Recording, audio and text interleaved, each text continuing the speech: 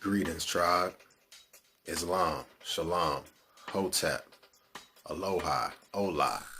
This is your brother Zach Bay, Indigenous American Moor, coming to you live and in full effect.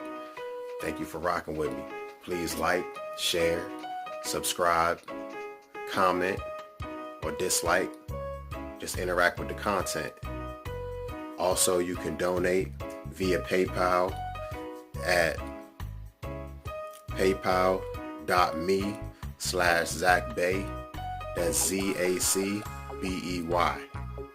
I'll leave some details in the description below the video. Alright, I want to reach more of an audience, and to help me broaden my audience and reach more with my content. Thank you. More food for thought. Title is video, Nationwide Lockdown. I want to start off by saying, research the Real ID Act. You might have gone to the DMV, your local DMV or motor vehicles website, and seen that they're offering Real ID compliant identification or driver's license. Look up exactly what the Real ID Act is. Look it up. I believe it's just to, track people's movements more easily and make it more difficult to leave the country or to travel within the country in general. A lot of people are already having a lot of issues with the TSA. Now with this Real ID Act, and they're forcing everybody to get these so-called real IDs. I just believe it's gonna, it's all going somewhere, not in a positive way. Also, I want to talk about for-profit prisons for a second, or private prisons. Now, the U.S. has the largest prison population in the world. That's even higher than places like Russia or China. The largest prison population in the world. So much revenue is being gained from these private prisons, these for-profit prisons. Not state-ran, not federal prisons, private prisons.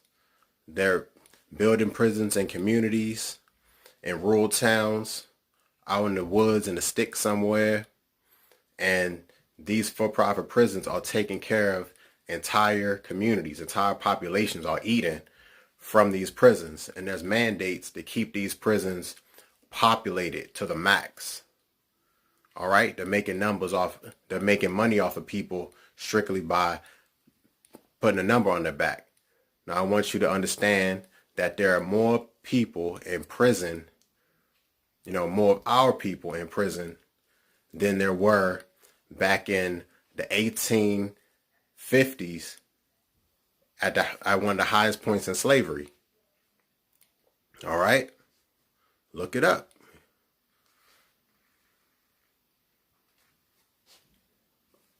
I just want you to know that the territory known as California has placed a ban on for-profit prisons. Now, I want you to look up a book called The New Jim Crow, written by Michelle Alexander. It's a great read. You can find it online. All right, it's called The New Jim Crow. There's a lot of information in that book. Please get it, read it, share it. All right, moving along. The U.S. dollar. Now, if you've been paying attention to stocks, the stock market, or just the economy, the U.S. dollar is on a fall internationally. Huge countries like Russia and China have already dropped the U.S. dollar as their reserve currency. Now, that's going to have ramifications. There's going to be effects. We may not be feeling them here in the United States corporation yet, but it will have an effect on the whole globe. Next, I want to talk about urban warfare. What do I mean by urban warfare? Now, for the last few years, there has been a lot of drills, protocols, and different tactics being ran by armed forces with low-flying planes and helicopters through major cities. Also, they've been practicing door-to-door or home-to-home style raids, forcing people out of their homes. Now, last time I heard that happening was Nazi Germany. Be prepared.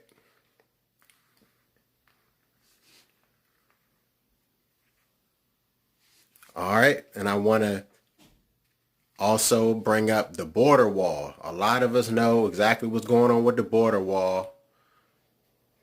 It's allegedly being built to keep immigrants out, illegal immigrants, from coming into this country via crossing the border illegally and like taking jobs or, whatever people want to believe. But what are the two things that walls or fences are used for mainly? They say it's for keeping people out, but you forget the second reason. Walls are meant also to keep people in or things in. More food for thought, family.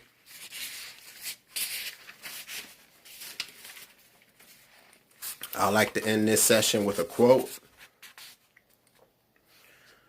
Just know they'll hire one of us to kill one of us just to say it was one of us.